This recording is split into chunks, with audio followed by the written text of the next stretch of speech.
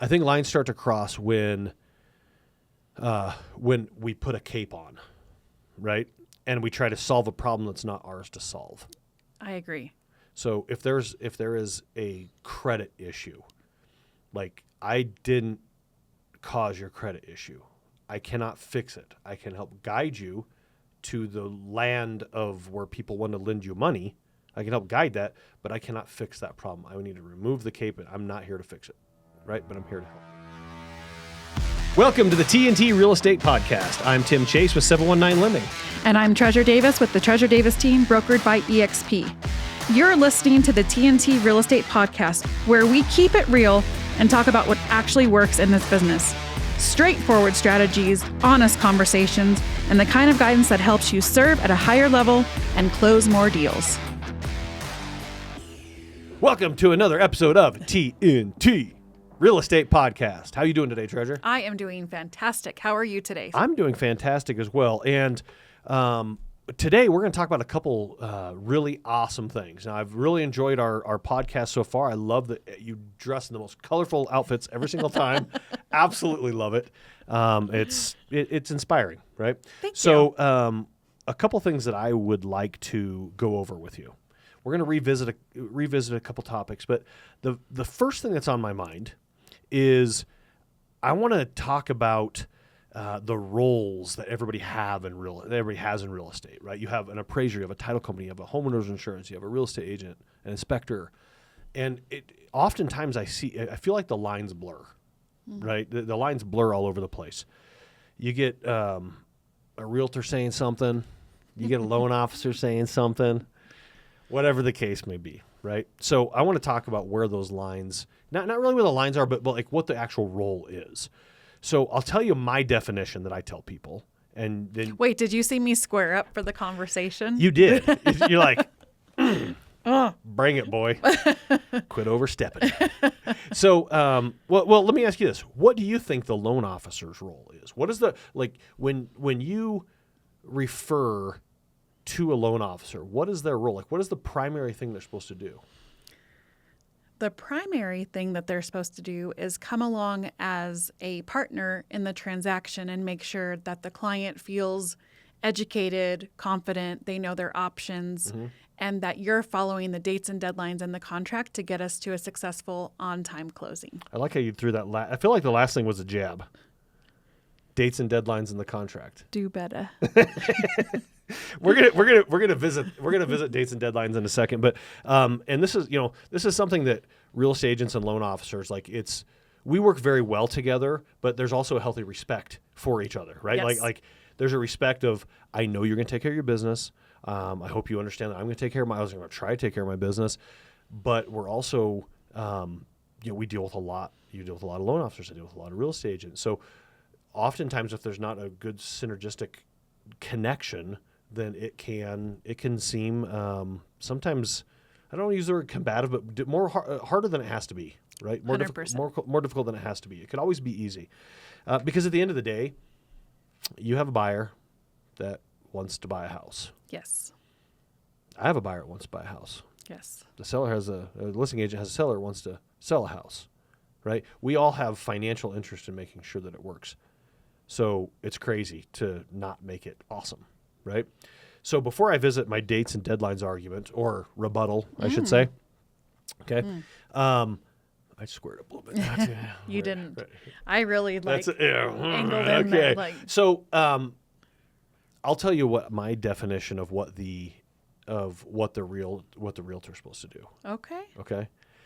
On the most basic level, from my point of view, is they find the house.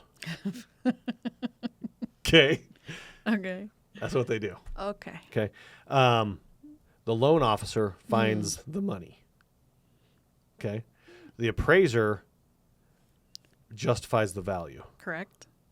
The inspector finds the problems. Even if they're not there, we got to make it. Let's take homeowner's insurance. They find you adequate coverage to insure the house, right? And so when I look at all these, the roles that everybody plays, then it starts getting nuanced. from there. Because if they come to me and say, Tim, what do you think about this part of the contract? Well, I tell you, I don't know. That's the realtor that does that. I'll tell you what I do really good at is I'm an expert at finding you the money. That's what I'm here to do, is find you the money. So you're going to talk to Treasurer about that, because I'll be honest with you, she even takes contract classes. Out of my realm. And so when I look at that, I think, well, should a real estate agent then say, when they say, hey, is this interest rate good? Look, they're the expert at finding you the money. Whether it's good or not, there's over 250 different, I think there's 249 different risk-based price adjustments that Fannie Mae and Freddie Mac have. So it's very specific to your situation. But I shop if you need to shop, but I definitely listen to your loan officer. So when I look at that, now I want to say, here's how I view lines start to cross. Mm-hmm. Okay. You need a pen and paper? Is that what you need? No, I'm good. You're like, uh-oh. I think lines start to cross when we put a cape on, right? And we try to solve a problem that's not ours to solve. I agree.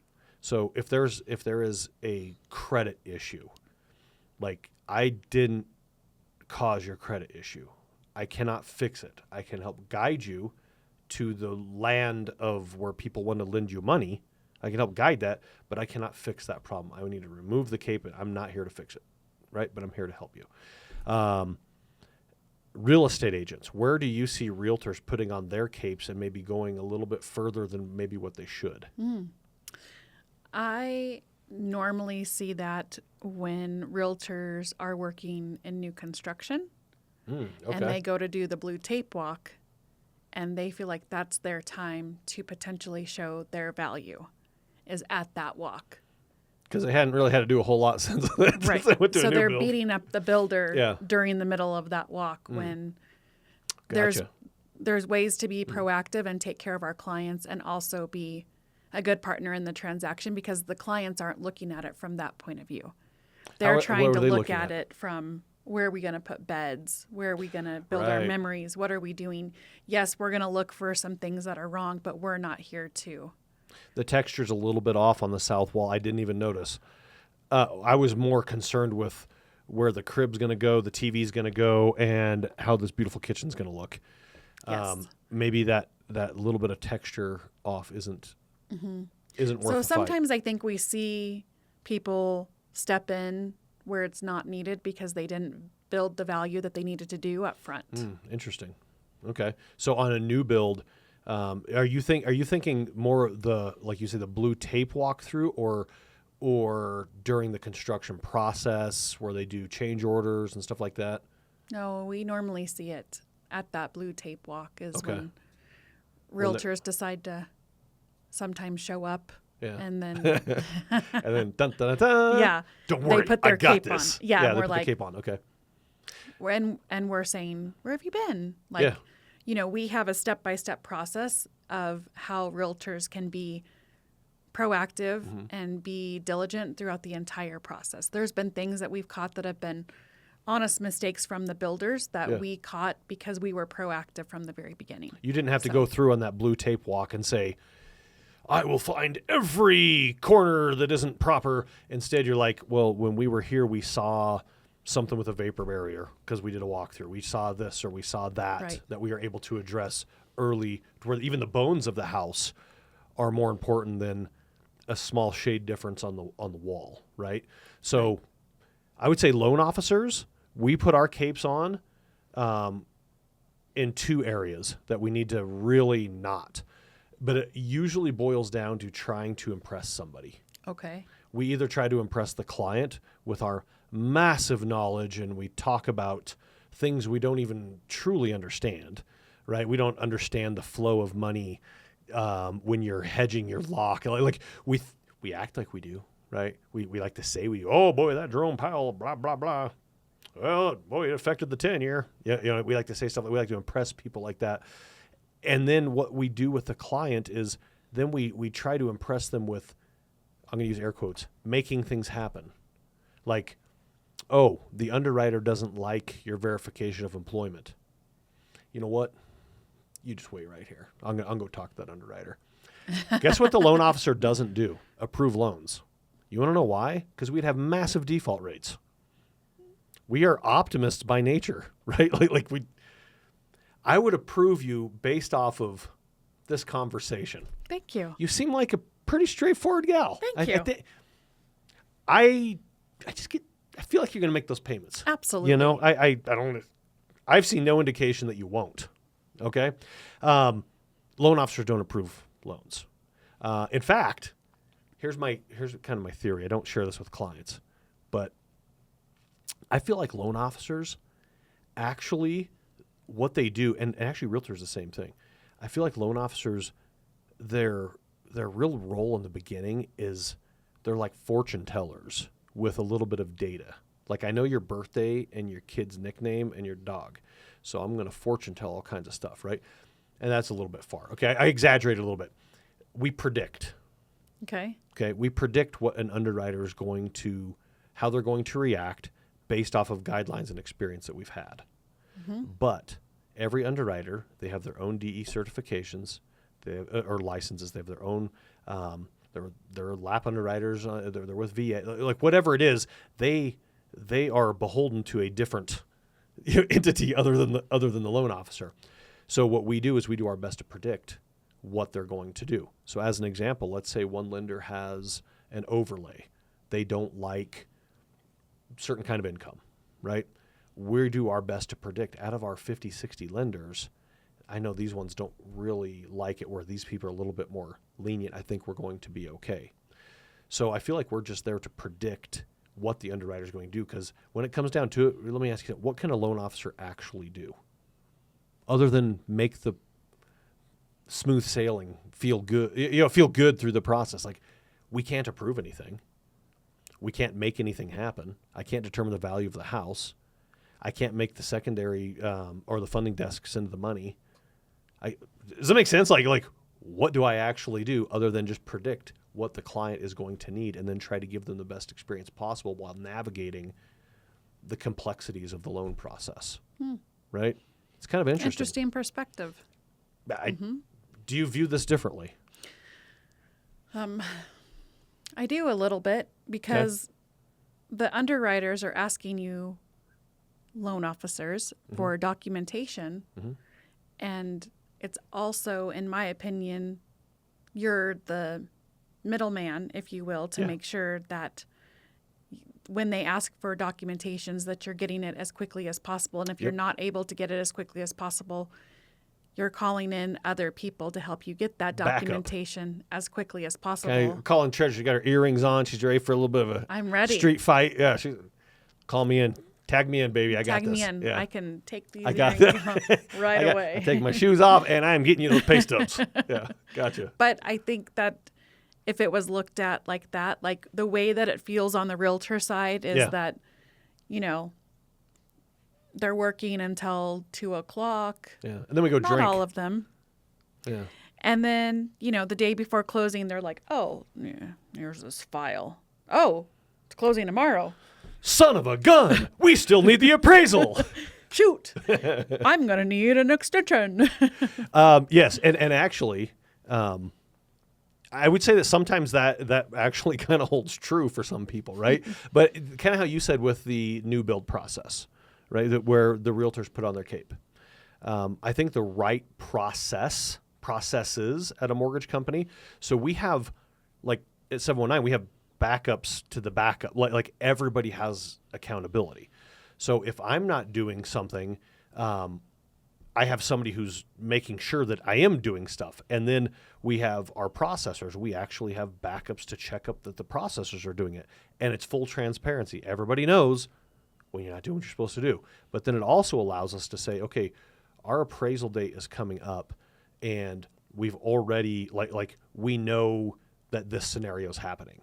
We can oftentimes predict ahead of time of there's probably going to be we're not to the delay point, but you're probably going to experience based off of, we had to wait till after the inspection because you didn't want it ordered. It's a subject to appraisal. They got to go back out, and you have your date date and deadline. You have your date in the contract that says, here's your cutoff date.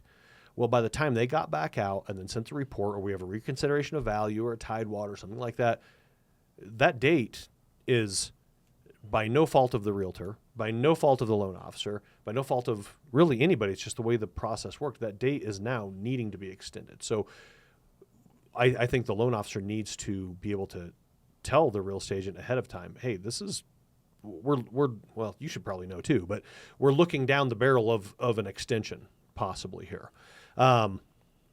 Should I start growling now or should I wait?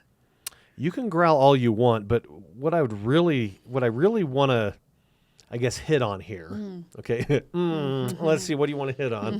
What I really want to hit on is that even the real estate agent is a predictor and a navigator. For sure. Just like the loan officer. We get our stuff done, though. Sometimes. But I guess the reason I say that is they're a predictor and a navigator. You are predicting what that house value is going to be. Yes. Okay, now it comes in under value. You were wrong. The listing agent was wrong. The appraiser's always right. You know that.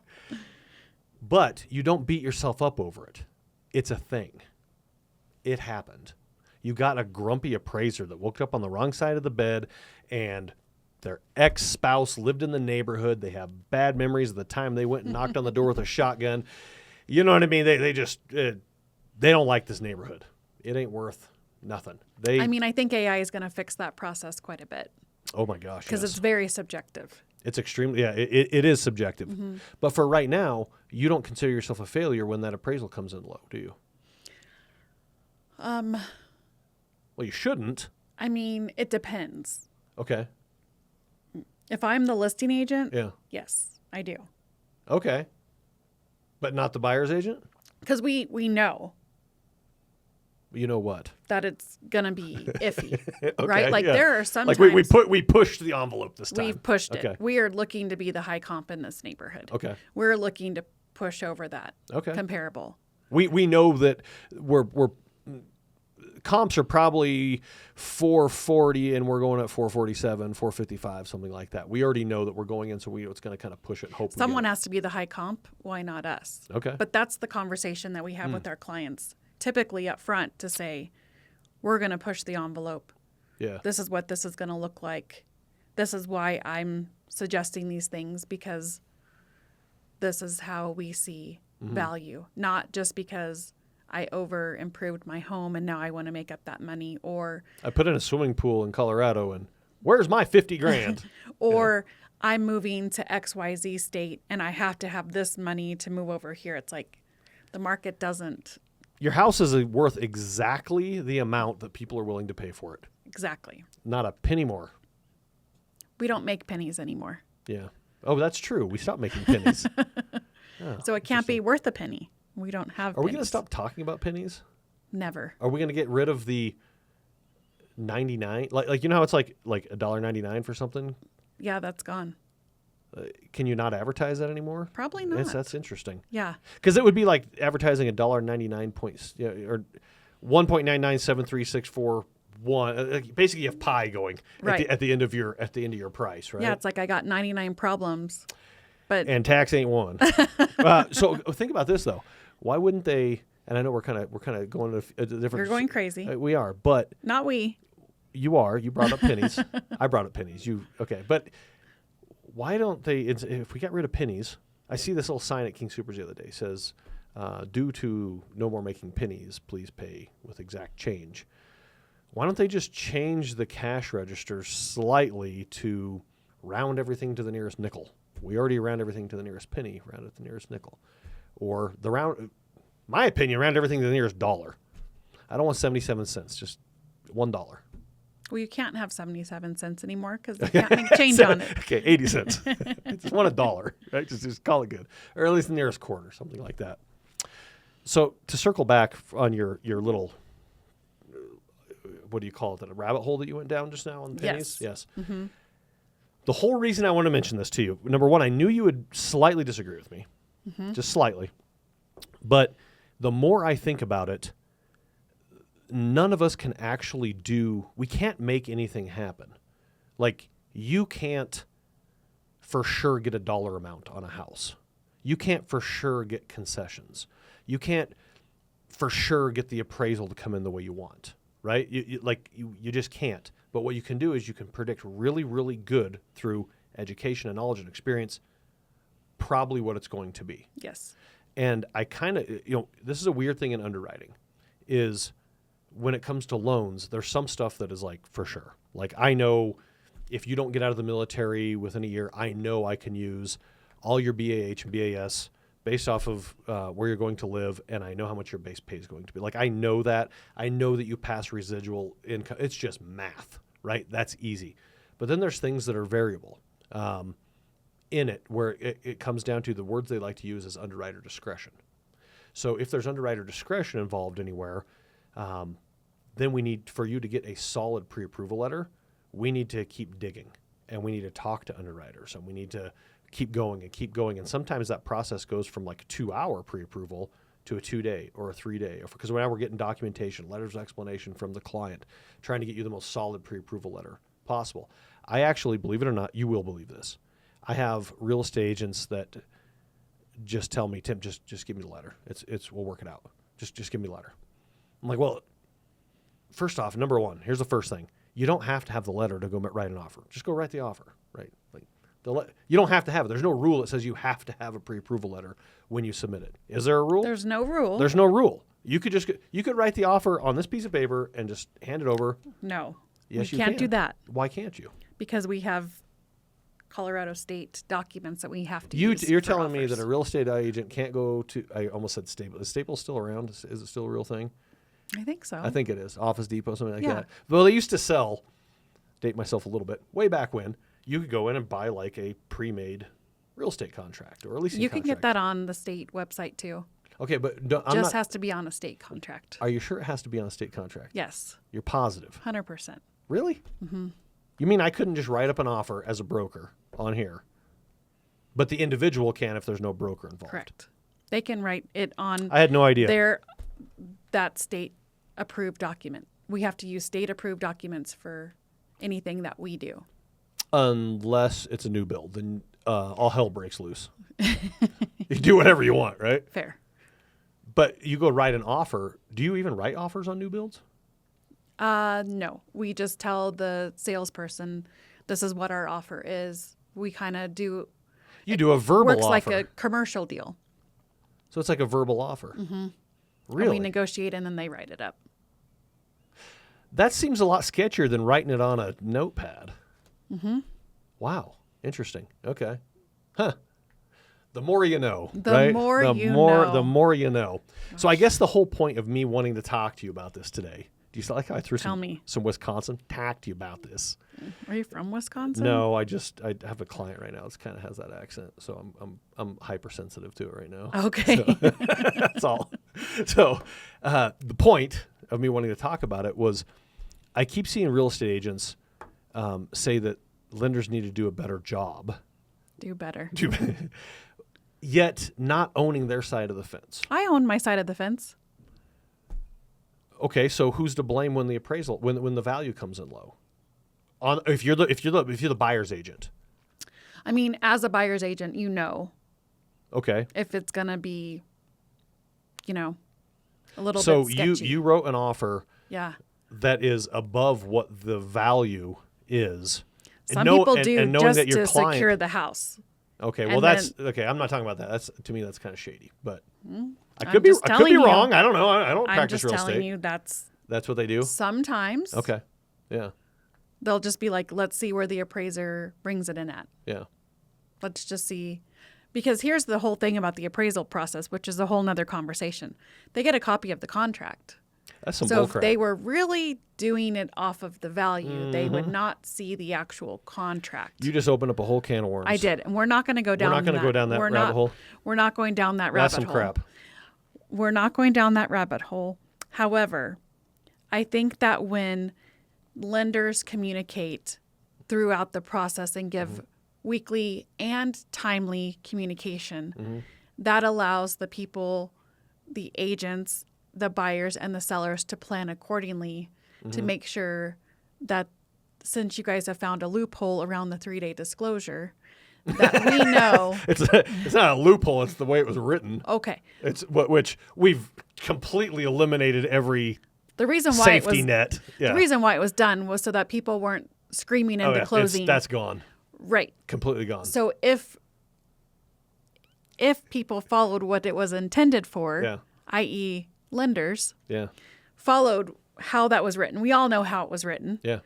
If they followed that, we wouldn't go screaming into the closing table to give consumers a bad experience. We're here to give consumers on both sides a good experience. Yes. That's not giving them a good experience. So let me ask you a question.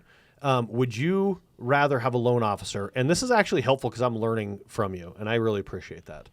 Would you rather have a loan officer, let's say they thought a deal might go late because, I don't know, there's a weird employment thing or something, and it's going to kind of push the time frame or something. Would you rather have a loan officer call you a week ahead of time saying, maybe we don't know yet, which could freak you out, by the way, or would you rather have them call you like 2 days before and say, or the day before and say, we got a problem?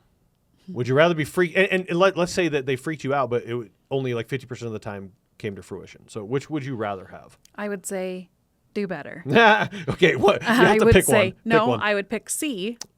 I would not pick A. You would just live in no, like ignorance and not have any idea. No. You'd be the only one at the closing table.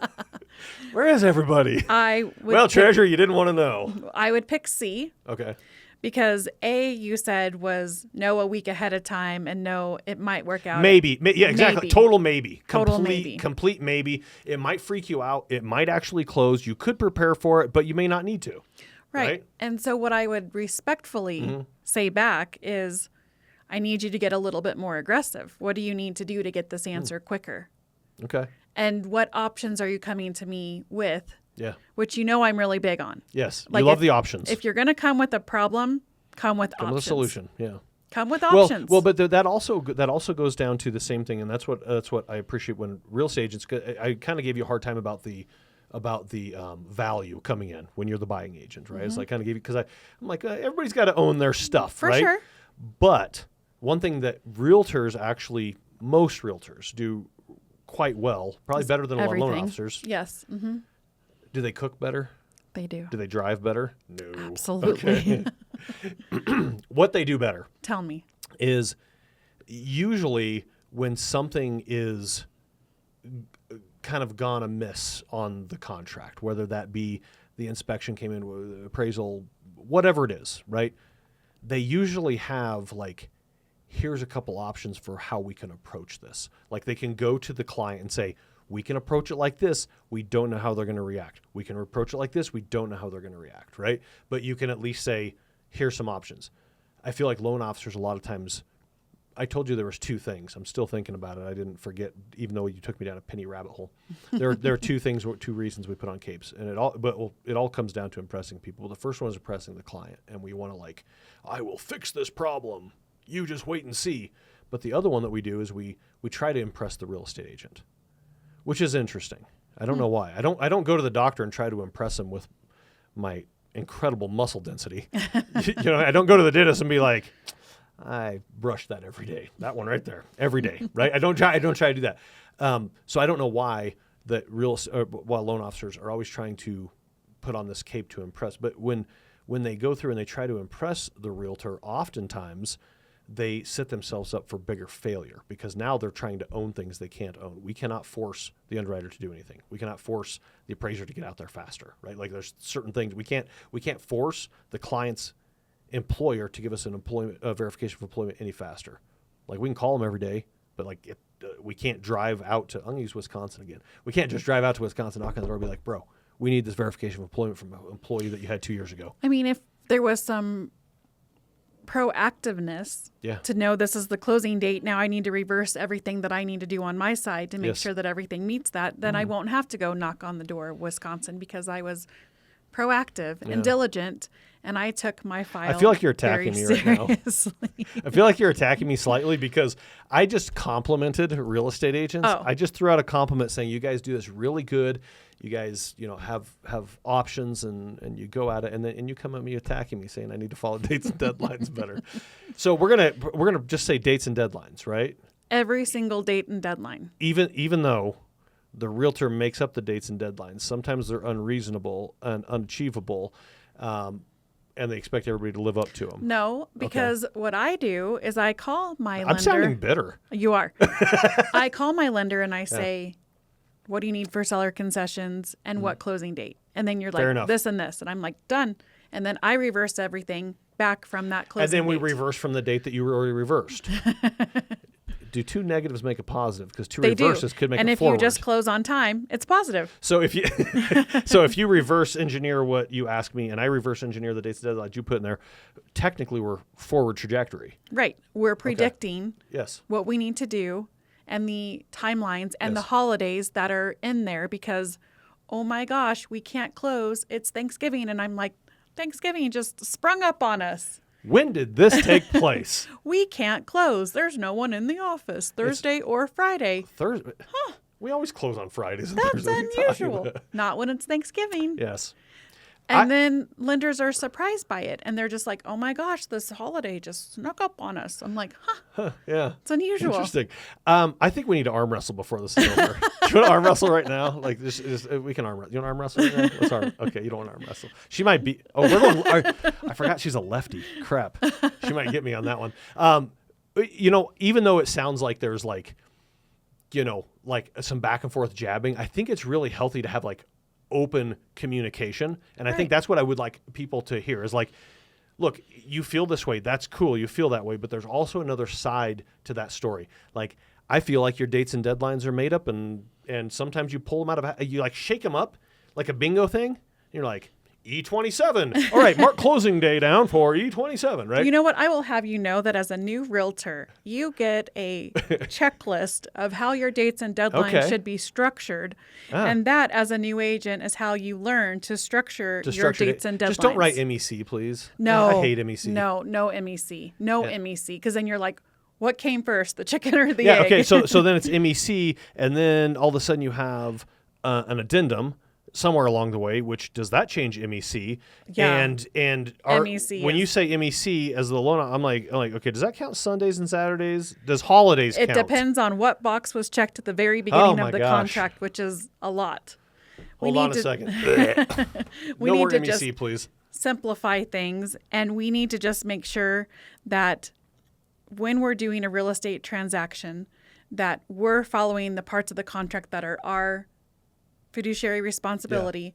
We're working with partners, we're giving choices, we're giving options, and we're working diligently throughout the entire 30, 45 days that we have to not surprise people a week before closing and say, whoops, Yeah. sorry. I like your idea. I couldn't get when this. we talked. Having we a talked hard about time. we talked about gosh darn Thanksgiving. We talked about the Domino's Pizza Tracker. Yes. I think that's fantastic, right? And in fact, I was even thinking you should do like a success. Like, okay, there's a thing for football teams making it into the playoffs, right? Well, like the percentages, and every week it changes. Like right now, the Chiefs aren't doing so good, right? Okay. But there's still a chance. There's still always a chance. Have you met Mahomes? No, but I would like to. There is always a chance. There's a mathematical chance. Not with the rest of his team right now, but with That's Mahomes. fair. But that's what Mahomes has taught us. Yes. It's not over until end of fourth quarter, 0 on the time clock. If there's 2 seconds, and they're down 14 points, You who just knows? never know. Who knows? That is what he taught us. Yes, I have learned a lot from Patience, that guy. understanding, and the grit to never give up is what he Wow. has taught us. That was inspirational. Yeah. Thank you. The point that I was trying to make, though, was that they predict percentages. Like you're going to be, and I kind of feel like pre-approval letters should have percentage predictions on them as well. Like if you have sketchy income and your letter of explanation is like, we don't actually really 100% know right now, so I'm going to give you a 74 on the likelihood of success. You probably shouldn't show houses until we're over 95, right? Yes. You kind of have it's like an SEO score. Or as you go along, like the likelihood of closing on time, or actually even better yet, hit every single one of your dates with like a tracking meter of, are we going to hit appraisal on time? Well, when was it ordered? Who's the appraiser? What's their average turn times? How often do they like to condition? We take all the analytics. It's football analytics for real estate. This is the way that I treat every real estate transaction. Again, it's not perfect. Like the draft, you hope you get Mahomes. I mean, I'll always get Mahomes. Okay. But I treat it like kind of hot potato. Okay. I never want the ball in my court. If Okay. I have a deadline and I have something I need to do, I want to get it done as quickly as possible and push it back. Okay. And say, it's your turn. It's Yeah. your turn. It's your turn. So Because I'm being proactive versus reactive. And that is what I hope lenders hear from this conversation is I hope that they hear to be proactive. Be proactive. And I hope realtors Tell me. own your side of the fence, please. My fence Freaking own it. owned. Owned. Okay, good. I'm not a renter. I'm an owner. I ain't renting the side of the fence, buddy. I own this. I own all these green acres are mine. Yes. Right?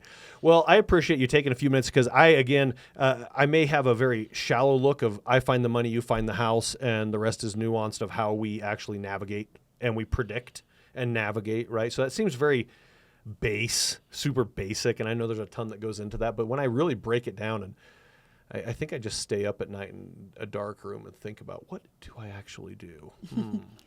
Interesting. What you actually do is you take amazing care of buyers and sellers looking to buy a home, and you make sure that they are getting the best rates and the best terms for them and their family and their future. And you make sure that they're getting into a home that meets their needs and that they've had options every step of the way. Don't stop. To make sure Tell me more. That they are getting into something that could literally change the trajectory of their future. Absolutely could. Thank you very much for that. You're welcome. That's what I do. And I don't think I could repeat it. I'm going to have to remember that. So anyway, we're at 36 minutes. We went longer than we were supposed to go. But I just wanted to talk to somebody about it that wasn't bitter, because it seems like everybody has such deep feelings about a lot of this stuff, or they just don't care and they're kind of just going about, doing 9 other jobs and being a real estate agent. Talking to a was that a jab? Talking to a full-time realtor that like literally your whole life is built like this is what you do, right? You coach, you do this, everything is involved in real estate. So it's nice to talk to somebody who can look at it and say, I've done enough transactions to have some thoughts here, goods and bads. I've messed up, I've learned, but you've messed up and I've learned. You know what I mean? So thank you very much. It's not about the number of years you've been in the business. It's about the number of transactions that you've gone, because they're all different. Yeah. The number of wars you've gone through is very important. Well, thank you, Treasure Davis. You. That wraps up another episode of TNT Real Estate Podcast. That's it for today. Remember that execution is what moves your business forward. Take one thing from this episode and put it into play. If it helped you, share it with another agent who wants to grow. See you next time on the TNT Real Estate Podcast. Peace.